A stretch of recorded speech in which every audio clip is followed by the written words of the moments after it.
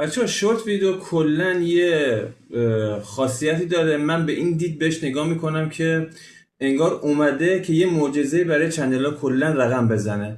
هر چقدر شورت ویدیو شما بیشتر دیده بشه، قشنگتر باشه، بهتر باشه، باعث میشه که اون ورودی پیجتون چه سابسکرایب باشه چه واچ تایم باشه بیشتر بشه و در نتیجه این دوتا رشد چنلتون خیلی انفجاری یا بره بالا یا بیاد پایین. این دوتا دست شماست که چطور میسازیدش.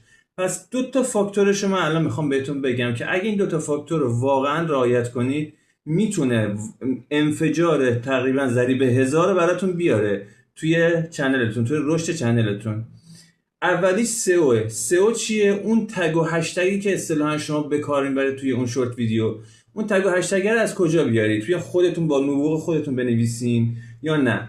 قبلا بهتون چی گفته بودم؟ یوتیوب دوست داره چی باشه؟ همیشه پیشگام باشه، چون الان دومین موتور سرچ بزرگ دنیاست بعد از گوگل.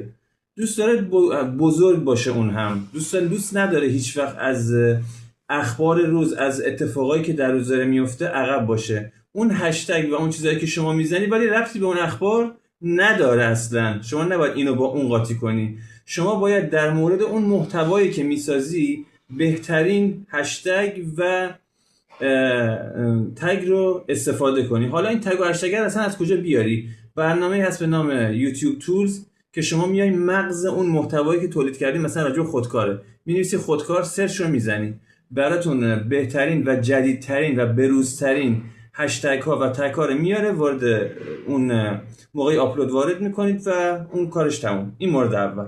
مورد دوم تامبلیل. تامبلیل چیزی هست که به جرئت میتونم بگم 100% چیزی که باعث میشه مخاطب بشینه اون شورت ویدیو شما رو نگاه بکند یا نه. مثل اون آدمی میمونه، مثل دو نفری میمونه که برای اولین بار همدیگر رو میبینن. تامبلیلتون باید فونتش درست باشه، کنتراست رنگ خوب داشته باشه، عنوان خوب روش نوشته شده باشه و صادقانه اون چیزی که روش نوشته با محتوایی که راجع به توش تولید شده یکی باشه.